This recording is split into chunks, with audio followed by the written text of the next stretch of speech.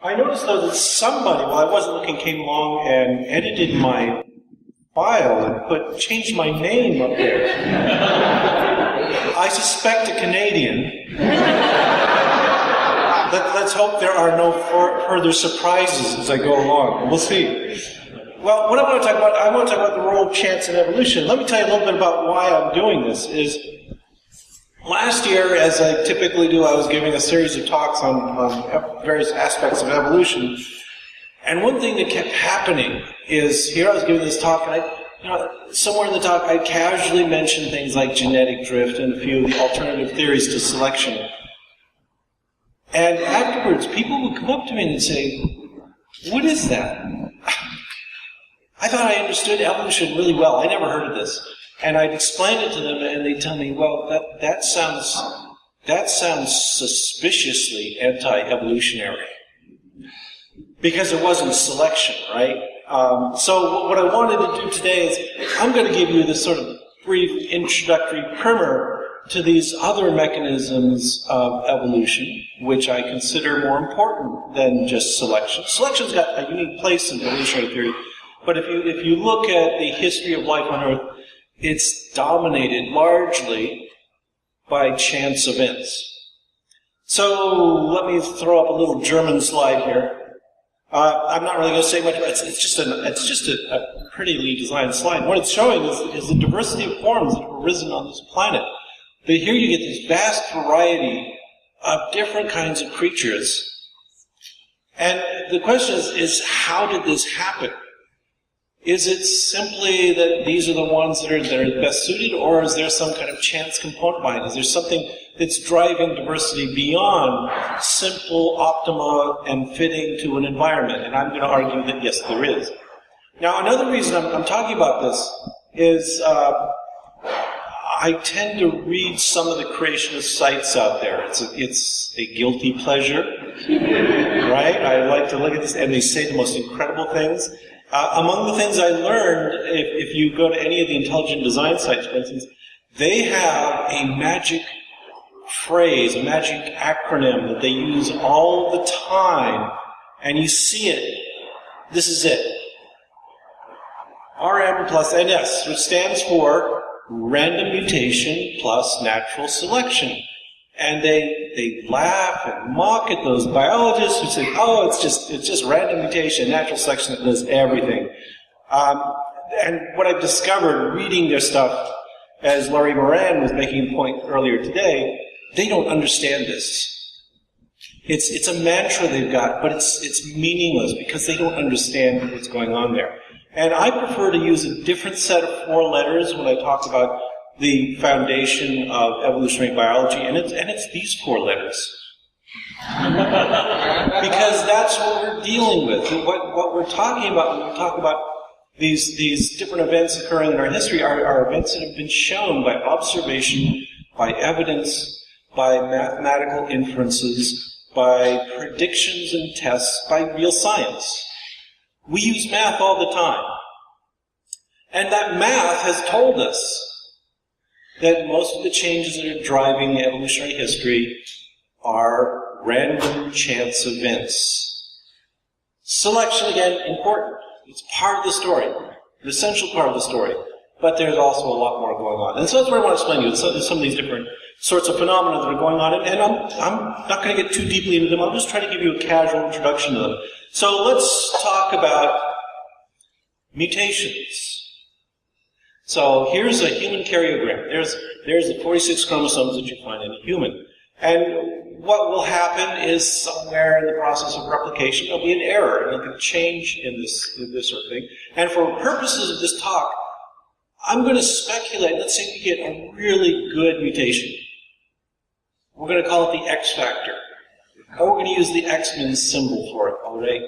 So just to remove the natural selection part from our argument, we'll just say this is a good mutation. It's super powerful. So yeah, it can turn you into Wolverine, let's say.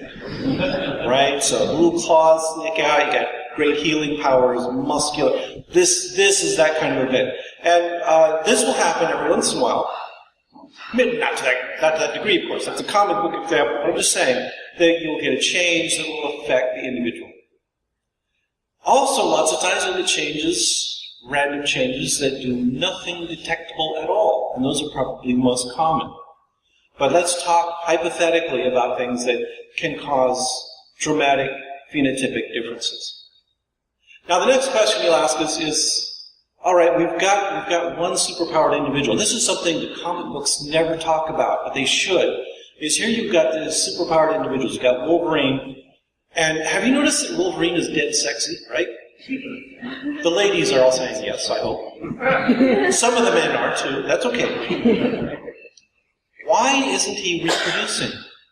You know, if we're talking about mutations and evolution, things like that, the kinds of things we expect to see is, well, this ought to affect his reproductive ability. And I would think having superpowers should make you pretty attractive to the opposite sex, right? So the question is, if you've got these abilities, they should be getting passed on somehow. How do they get passed on? What happens next? Do they spread through the population? And that's really what we care about in evolution, is the one-off strange mutation, no matter how great it is, isn't evolution. It isn't evolution until we see its effect on a population and how it changes the population. So often the phenomenon we're trying to measure is fixation.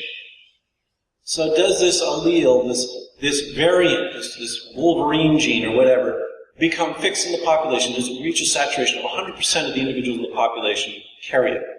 Because it's kind of what you'd expect from the comic books, right? If these are such great mutations, why doesn't the whole planet become saturated with people's superpowers? Well, sometimes when you read comic books, it sort of sounds like they are. But anyway, what are the ways this can happen? Well, here's a short list of a couple of mechanisms. You could have selection, for instance. Like I said, Wolverine, he's sexy, he's charming. Well, he's not so charming, but okay. He's appealing to the opposite sex. He could have lots of children because he's got this great advantage. Okay, that's selection.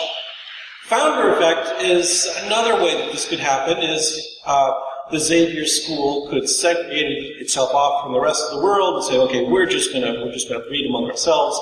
And then you could say that within that isolated population, the frequency of the alleles take a leap just by the fact of the isolation. Another one is genetic draft. That let me defer this one a little bit, but you could have genes that hitchhike on the selective advantages of other genes and increase population that way. And the one I'm mainly going to talk about today is the last one, genetic drift, which is simply a change in the frequency of the gene by sampling error. So let's go through these one by one with just a little bit more detail. So selection's easy. Okay, there's our population. Bunch of gray individuals with one X-man in the midst of them. And what you might expect is if you come back the next generation, you come back 20 years later, what you discover is that this X-man is superpowered, so he has lots of children, right? And then the next generation after that, those children have more children, and pretty soon, eventually, everyone is running around with little blades sticking out their knuckles and superpowers and all this kind of stuff. That's simply put a cartoon version of selection. And that's the way most people think about evolution. They think this is the way it has to be. That when you're looking at traits, all you care about is, does that give you an advantage over the competition? Or is it causing you problems and gives the competition an advantage over you? But this is only one way it can happen. Another way you can have this is the founder effect. So, for instance, here again we have our population, and our X-man arises in there in the midst of this, and what happens then is that there's an event that splits this population. They get in a boat, they fly off somewhere. They segregate themselves off. They live in an isolated community, so everyone moves off. And there we have another community that happens to contain our X-man. And what will happen then is, well, if you just imagine that this population expands and there's no particular selective advantage to our X factor, you're just going to roughly quadruple each of these individuals over time, and you get a population like this. And what's happened here is it started with something that's less than 1% of the population, my little cartoon example, and it goes up to 25%. Not because of any selective advantage, just because this particular population has been isolated. And this happens. We've got documented examples of this. One great example is look at the Amish population in North America. These are a small group of people founded by a few hundred individuals who came over from Germany and have since isolated themselves culturally, inbreed among themselves, and they have some remarkable genetic defects, disorders, and possibly, you can imagine, maybe they have some genetic advantages as well. They're not as obvious, but they could be there as well. And all that's happened is they, just by isolating themselves, they increase the frequency of these things occurring. Now, I defer talking about genetic draft because I have to explain that one's a little trickier. So what genetic draft is that the allele that you're interested in can be physically located near a different positively selected allele. So here I've drawn a more complicated pair of chromosomes. Okay, and over there on the right in this chromosome, there's our X factor, there's our great advantageous mutation that gives superpowers. And you could imagine that what if on the chromosome of the X factor it also happened to be located right next to an allele that had some terrible deleterious effect? Maybe it makes you really grumpy, okay? So there's our frowny face. There's a trait there that that every time you inherit the X factor, you also inherit a really terrible temper, okay? Again, cartoonish examples, just hypothetical. Whereas on the other chromosome in this individual, we've got the smiley face, cheerful person a trait that confers cheerfulness on the person. And then what will happen, of course, is this will go through meiosis. This individual is going to produce sperm.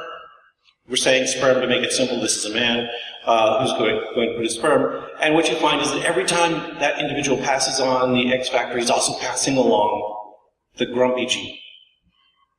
So what we're seeing here is the grumpy gene will tag along with the advantageous gene. And if you look at the data very naively and you say, oh, I've got evidence for selection for a particular trait,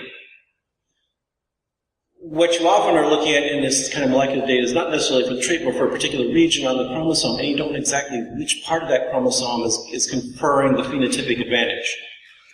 And if you don't know about the X gene, maybe you'd infer, well, oh, this grumpy gene must have some great selective advantage to it. It's just piggybacking, though, along another gene.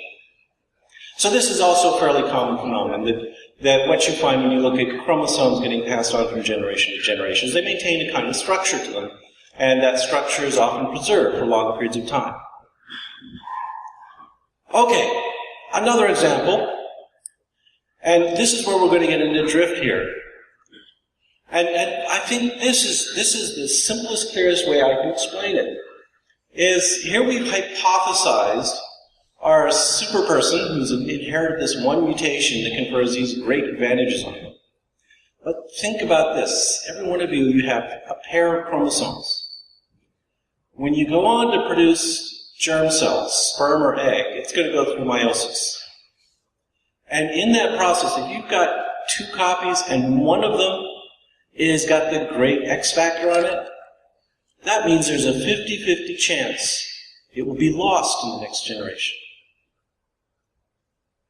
So in that sense, you can say, just looking at this one simple example, if for instance, this gene confers a 10% selective advantage on you, it doesn't matter because there's a 50% chance it's going to be lost anyway, just by segregation during sperm production.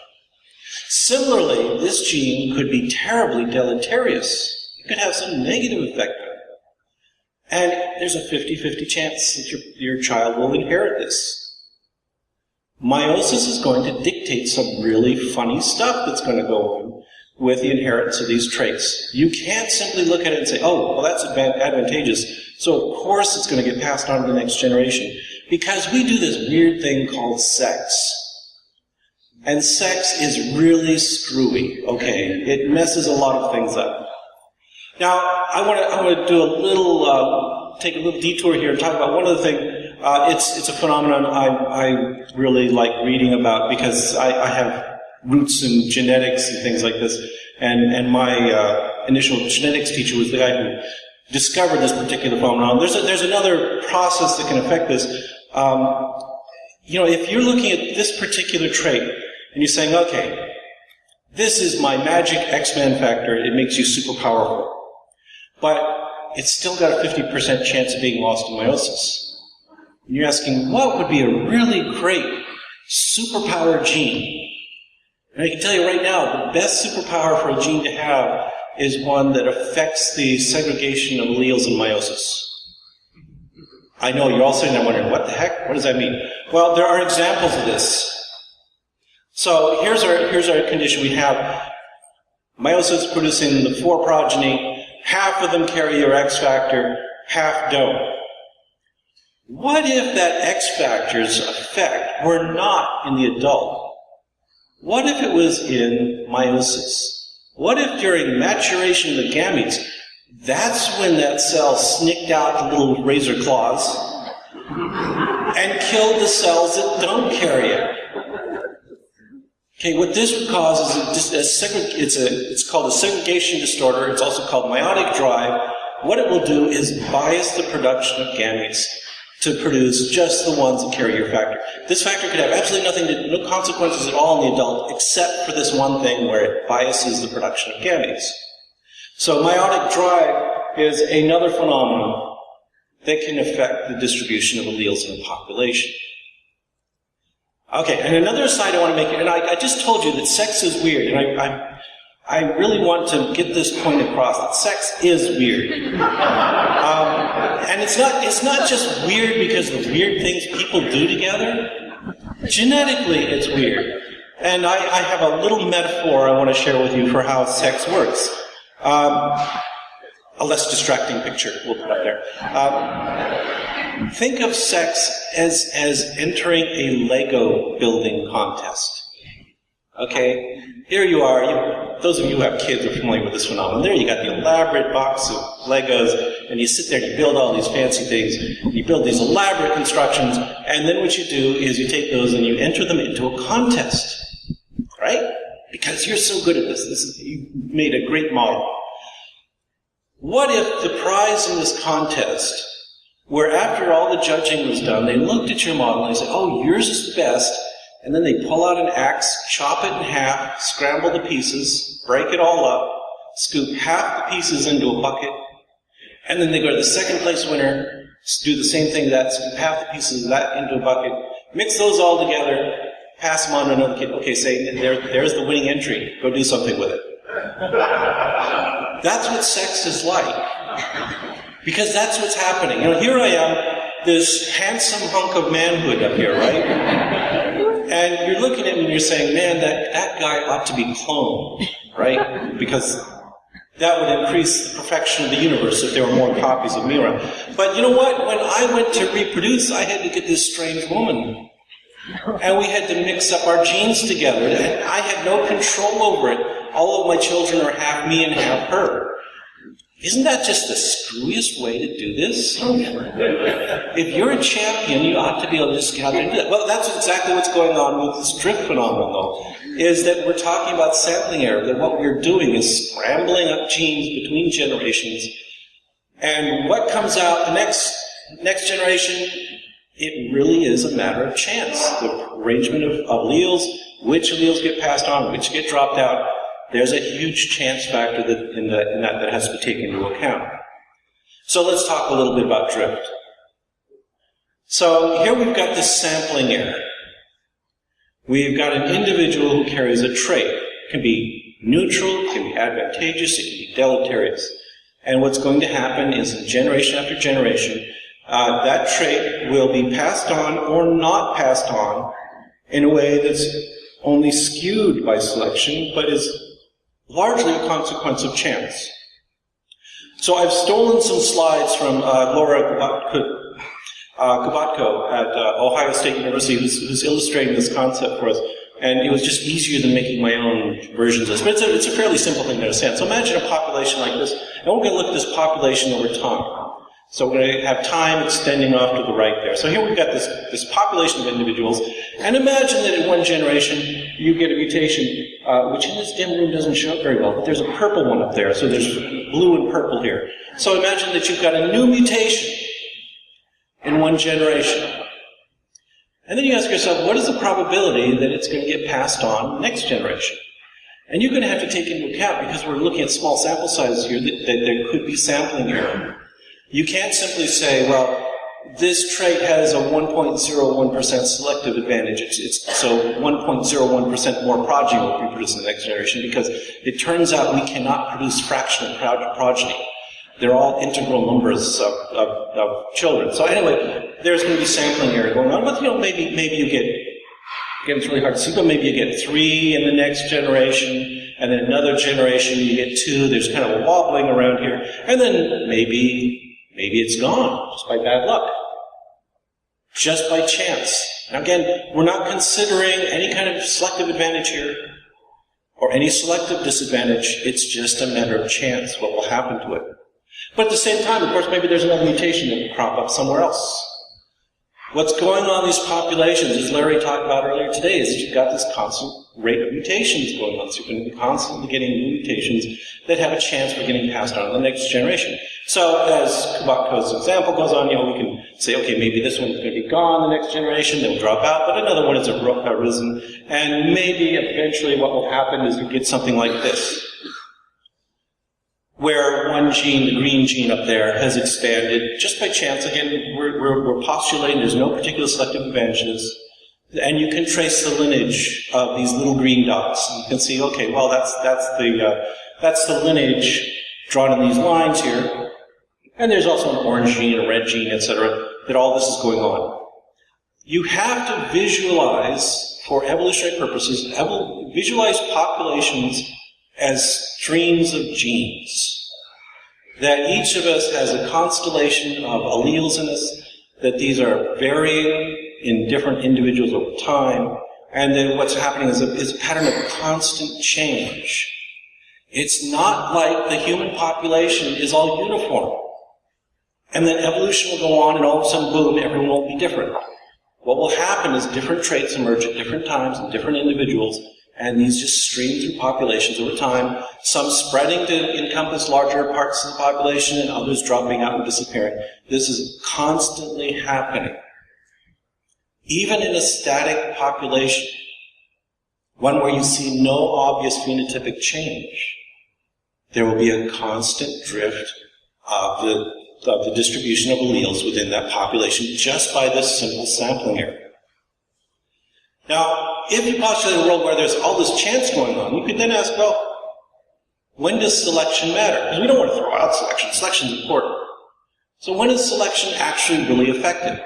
And using these kinds of models, we can figure out when it would be effective. And here's just a simple equation that tells you a little bit about this. Selection is going to be effective when the absolute value of the selection coefficient is very much greater than 1 over the effective population size. So effective population size affects this.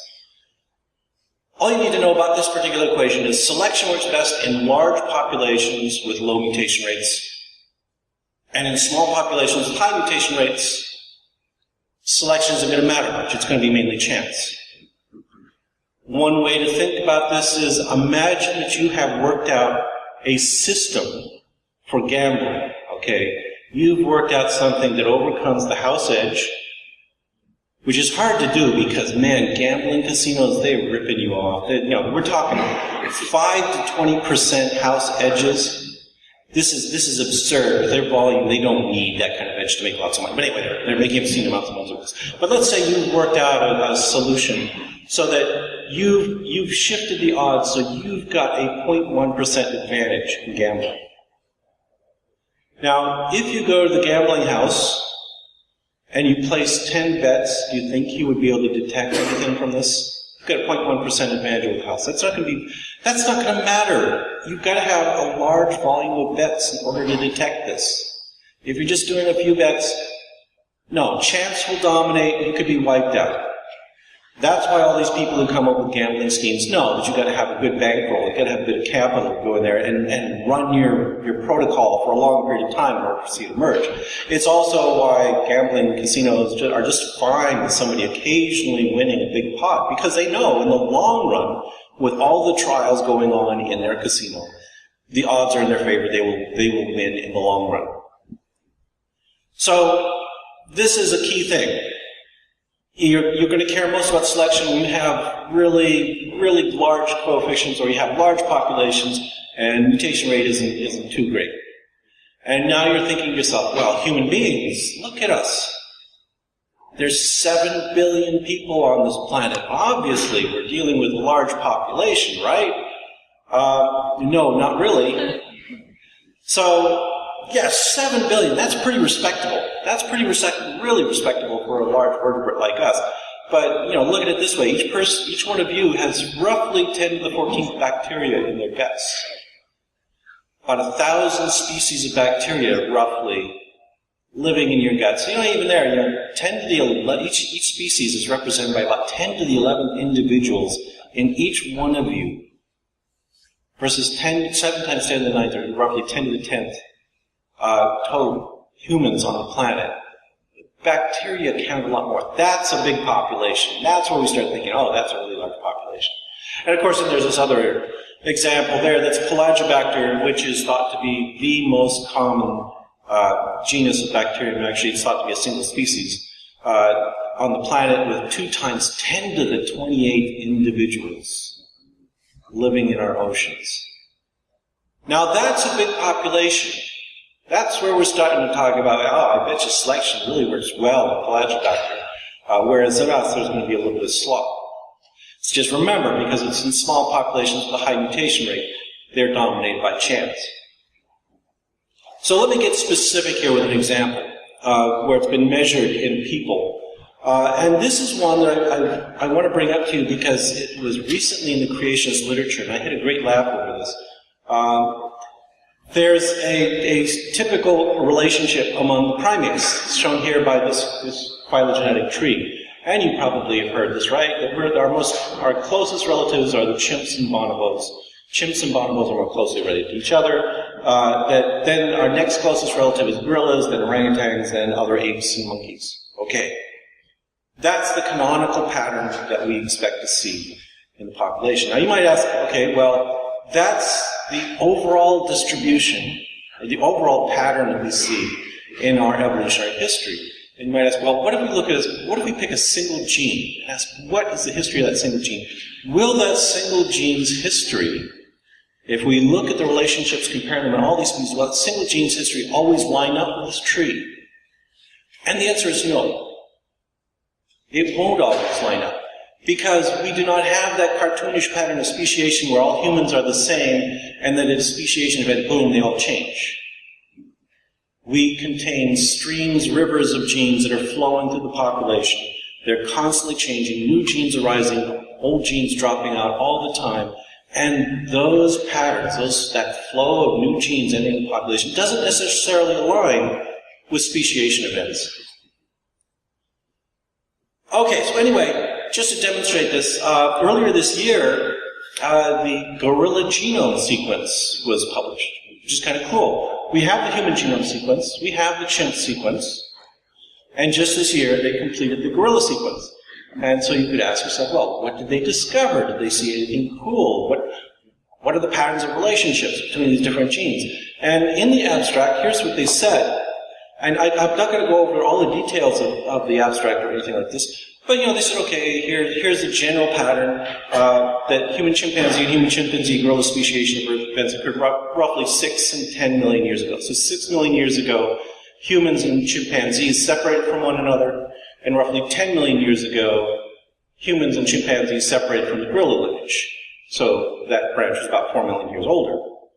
And in this abstract, the authors just casually threw out this observation: 30% of the genome, gorilla is closer to human or chimpanzee than the latter are to each other.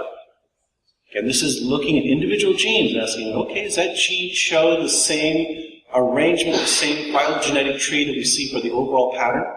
And the answer was that for 30%, no, it doesn't. Now, that's interesting.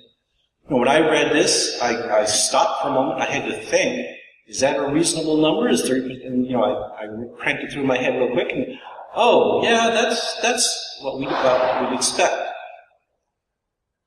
When creationists read this, they said, aha, they just disproved evolution. And some of you are saying, oh, well, obviously they didn't. And a lot of you, I imagine, are sitting there wondering, well, didn't it? What happened here? What did this show? What did it really show? And that's what I'm going to explain to you. I want to explain to you a little bit about coalescent theory, which describes this pattern of bifurcating genes that we see in history. So here's an example of the kind of information we can get out of this sort of data. And what this shows is a branching tree diagram. And what you see there is where it says T sub HCG. That's the time of the human-chimp-gorilla split. So there's the last common ancestor of humans, chimpanzees, and gorillas. And we know that was about 10 million years ago now. Okay? And then down there farther you see T sub HC, that's the time of the human-chimp split. So that's where the last common ancestor of humans and chimps lived, and that was about 6 million years ago. What you also see in this diagram is some numbers down there. That's the average genetic difference between these different species. So between humans and chimps, it's about 1.37%. Between humans and gorillas, it's about 1.75%. And between humans and orangutans, it's about 3.4%. Is all that's saying. So we've got these branching trees. And again, as I said, the question is, what about individual genes? Do individual genes show this very same tree when you analyze them? What you'd expect, if they did, is what's shown here. So if you look there at the one that says HC1, this is the case where you've got a gene that is most similar between humans and chimpanzees, and it's more different from the gorilla sequence, and it's more different still from the outgroup, which is the orangutans in this particular case. So this is a case, if we saw that, we'd say, oh, well, that particular gene's history, its evolutionary history, is roughly in concordance with the history of the species. And we can fit it nicely with this particular tree. But there's other patterns that could occur. Now, you look at that diagram there and you say, well, okay, but, what we're talking about here is not individuals. We're talking about populations. Tens of thousands, possibly hundreds of thousands of individuals. And we can't say, well, at this magic moment, at T sub HCG, or at T sub HC, that's when suddenly all the genes flipped over. No, you wouldn't expect that. They could have merged at different times in evolutionary history, which is illustrated down below. So in the bottom left diagram, what you see is, well, this is the same answer. You can see that the human and the chimp gene are most similar to each other, but that doesn't imply that they arose at the human-chimpanzee split. They could have arisen much earlier. And you'd still see the same pattern. Okay, similarly, you could have a pattern like that shown there, where that's a human gene, or human gorilla grouping, where you could have a gene that split back around the time of the human chimpanzee gorilla split, and that last common ancestor. And what happened is the gorilla lineage inherited one of those forms of the gene, the blue line there, and the population that's going to give rise to humans and chimpanzees also carries that gene, along with other forms of the gene. And then later at the human-chimpanzee split, they separate independently. They sort independently. So this is independent or incomplete lineage sorting. And you see a different pattern. This shows a pattern different. It says, if you look at that one gene, it says that humans and gorillas are more similar to each other than humans and chimpanzees. For that one gene, not for the totality of the genes. And similarly, there's another pattern over there where you can see that the chimpanzee and the gorillas share the closest similarity in a particular gene. None of these results are particularly surprising. This is kind of what we expect to see when we look at the pattern of inheritance of these genes. Okay, this is one way of looking at it. Okay, we can have these different alternative branching paths for the genes there. What about this? Here's something. This is a different way of looking at this. Let's say we're looking at a gene in humans and chimpanzees, and we're comparing it. Now, we know that those particular forms of the genes were not being swapped between humans and chimpanzees recently, right? We hope not. We suspect that at some time in the past, before the human and chimpanzees diverged, that gene was floating around the population. Those two forms of the gene were floating around the population. And the question we have is, okay, when did these two different forms coexist in the same individual in the population? Okay, when did Daddy X-Man have one form on one chromosome, a different form on this other chromosome, but those two alleles are present there, and then pass them on differentially to progeny in his lineage? So when's the branch point? Now, you could look at this and say, well, maybe it happened right at that instant when the human-chimpanzee species split, which would be kind of naive because there was no instant. It was a long period of time when they split. But we could say, okay, well, we've got a time 6 million years ago that we say is the time of the human-chimpanzee split. What's the probability that that gene happened to reside in one individual at that time? And there's some really simple math here, okay? It says the probability that the split occurred at t-1, that generation t-1, is simply 1 over 2 times the effective population size. So if it's a huge population, there's a lot of different possibilities there. So it's 1 minus 2 over, 1 over 2 to the times the effective population size. What's the probability that it didn't split at that time? Well, that's again simple math. It's 1 minus that prior probability. So that's what we're dealing with here. Is we're asking now, what's the probability it didn't split right at that instant, it split sometime earlier? And it's 1 minus 1 over the effective population size. 1 over the effective population size is going to be a very small number. So 1 minus is going to be a number pretty close to 1. Okay, well, if that's the probability there, what's the probability that it happened in the generation just before that? Oh, we can do this again. We can say, okay, well, the probability it occurred at that point is 1 minus, or that it didn't occur at that point is 1 minus 1 over 2 times the effective population size. We can do this over and over again for each generation going back to the time of the human-chimpanzee gorilla split. This is a really simple mathematical operation with some complications. I'm going to spare you. But we can just keep going back, and eventually what we'll say is, we'll ask, what's the probability that the gene won't have coalesced? And that simply means the gene won't be, those forms of the gene won't be found in a single individual by the time of the human-chimpanzee gorilla split.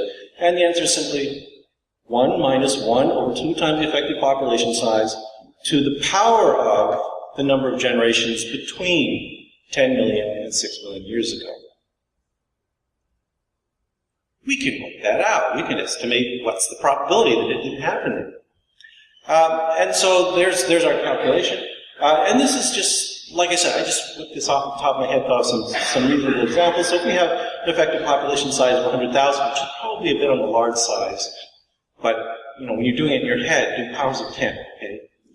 Makes it simpler. And imagine a time difference of 4 million years, and we'll say, okay, that's 20 years per generation, that's 200,000 generation. You calculate that out, the probability would be about 36% that a gene would not have coalesced in that time. What that means is that a gene that we think of as having a human and chimpanzee form may actually have been shared in common as far back as the time of the human-gorilla-chimpanzee split 10 million years ago. It has not yet coalesced, which means there's a chance that that gene could then move off into the gorilla population and the human population and eventually get bypassed in the chimpanzee population and see the pattern that we saw in that paper. And remember, in that paper, the abstract says in 30% of the genome, the gorilla is closer to human or chimpanzee than the latter are to each other. As I said, this is a completely expected result. This is roughly what we expect. This is within an order of magnitude of what I would have guessed to be the appropriate answer. Now, let me ask, did you understand what the heck I was talking about? Mostly, okay.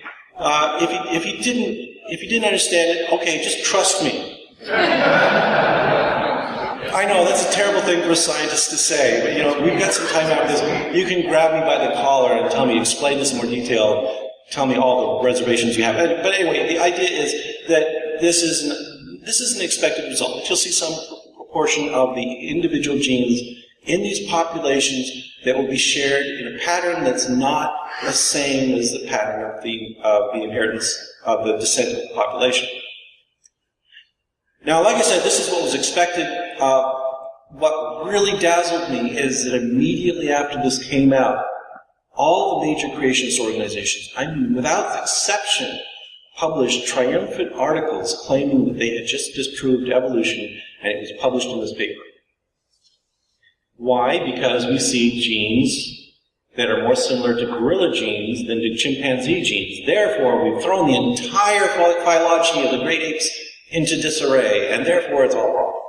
I could cite all night long various examples of this. The Discovery Institute had several articles on this. Evolution News and Views, the lovely site that Larry was talking about earlier today, had articles on this, where they proudly declared that, this finally proves that evolution is false. I'll just include one because I really can't stand Casey Luskin. He is such a idiot. Anyway, this is Casey Luskin's take on this.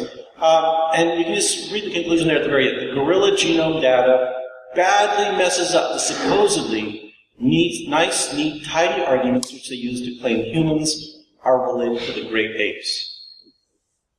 Total nonsense. No, it doesn't. This is, if we saw that every single gene that we analyzed, every pair of genes between different species, if every one of those lined up exactly with the phylogenetic pattern that we expected, that would be pretty strong evidence against evolutionary theory, I would think. That would be a startling result. The fact that we see this kind of variation is exactly what we expect to see. Now, it's not just Casey Luskin. Douglas Axe, for instance, who's at the Biologic Institute run by the Discovery Institute, who's one guy that the DI people love to trot out and say, he's a real scientist, he's doing real science, he's working in our lab, this kind of stuff. He came out and said exactly the same thing. What this tells you is that the people who are criticizing evolution on the creationist and intelligent design side do not understand fundamental concepts of population genetics.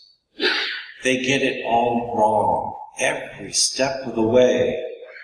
And yet, again, I'll cite Larry, who was talking about this earlier today. If you're going to get up in front of an audience and tell us that evolutionary theory is all wrong because of your evidence X, we expect you to have some comprehension of the basic theory. We expect you to have an understanding of the theory that's at least equivalent to that of a first-year graduate student in population genetics. Right? That's the least we should expect from people who are claiming to overthrow the dominant theory in biology. They ought to have that much knowledge. And what we find over and over again is that they don't.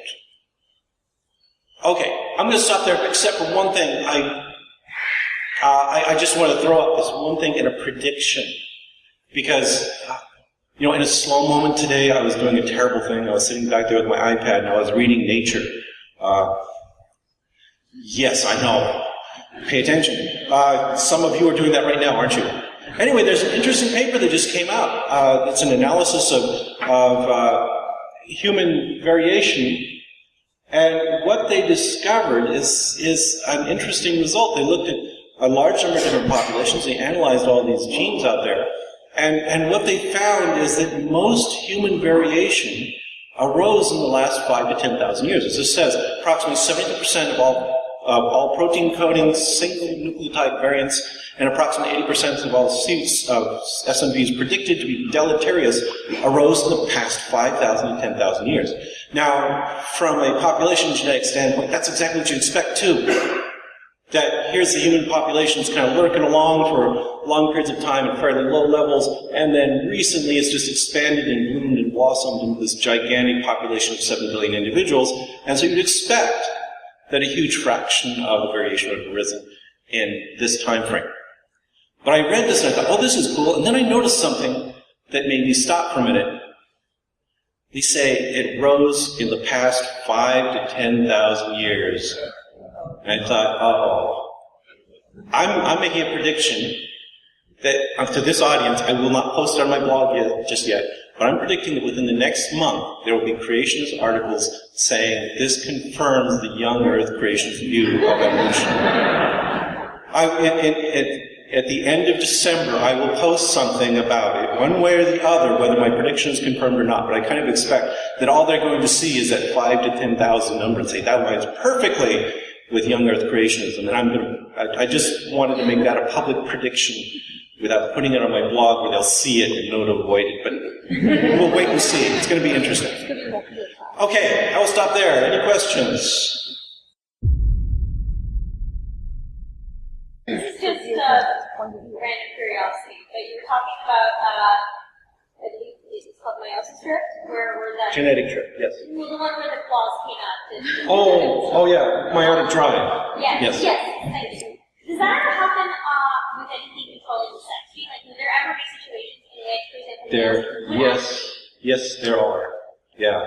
So there are people who only have certain gender. Yes. And so these segregation disorders can affect a lot of things. There's known examples in fruit flies, for instance, that affect this.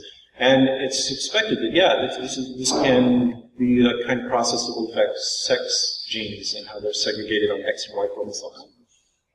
An explosion you see here, would that always sort of happen when a population, where you sort of take the lid off the population and allow it to expand into... Yeah, this is what you would predict if most of the novel mutations are driven by chance. That just by pure chance you see an expansion of their frequency. I'm wondering if we could do like a sort of friendly wager on which... Excuse me? Sorry, can we do a friendly wager on which young Earth creationist does the exo thing? Oh, we're going to make... You want to that specific? Oh... I will predict that the Discovery Institute will steer away from it because they don't want to be committed to a young Earth view. But I bet you that George Purdom of Answers in Genesis will be one that will come out pretty early. Eric Hovind, just think of the biggest morons in the field. They'll be there. True, it doesn't narrow it down very much, right? You talk here about the explosion of population and the effects that you would have, and often deleterious genes that just don't get weeded out because everything's being... the population is just growing and growing and growing. In your previous slides, the population was artificially held constant. Yes. So, assuming a constant population, or assuming a growing population, does that change in any way the arguments that you made earlier about genetic drift? Because every time it was a population of 100 or 1,000, it was a fixed size. Yes, because if you get into the literature on coalescent theory, that's what it's called, is coalescent theory, you will find that there's all kinds of mathematics to deal with variations in population size, variations in divisions over time. That they can make estimates of various things from this data. So yeah, it's not as simple as I presented it. Did you really want me to make it more complicated? Yes. Oh, next time. If it really was that simple, it'd be, well, too simple. Right? Yes, right. Okay, I'll remember that next time I'm in Canada. Don't skimp on the details, get really excessively complicated. Good science communication, right? Yeah. There was a study that came out, I think it was called Humans as Second Orangutans. And that came out, I think it was in 2009. And then after that, it was spread throughout like the creationist websites and blogs and stuff like that. And in this study, they were comparing the anatomy of the different primates. And they were showing in many of the traits that they were looking at that humans look more like orangutans than the chimps or bonobos. Yeah, was this the paper by Jeffrey Schwartz? I don't know. Okay, I think, yeah. Anyway, so I was wondering if you have any thoughts about this and should I respond to those annoying creationists that give me that? I think it's utterly absurd. That we have good molecular data on the differences between these forms, and I give that priority over any subjective analysis of morphology. And I suspect that these analyses are extremely subjective and skewed in that particular way. Give me a good molecular analysis, and I think you'll find that over and over again it falls into this pattern where orangutans are more distant from us than chimpanzees or gorillas. It's one of the facts of evolution that's been confirmed many times in many different ways, and that's how it's going to be. But of course, coalescent theory also predicts that some small percentage of genes, if you look at individual genes, that you will find genes that cluster between orangutans and humans versus the others, for instance. And those have been found, but it's a very small percentage of the total genome, which is, again, what you'd expect from this theory. What I expect is that the bias is based on which of the characteristics that were studied. Yeah. That's possible. Right. Yeah, that's always a problem with these studies. Even the molecular stuff, if you use a small sample of a small number of genes, you can get results that don't fit the standard canonical pattern. And big deal. That's exactly what you expect with small sample sizes. This is error.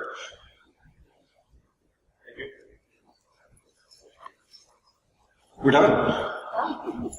Thank you very much. Sure.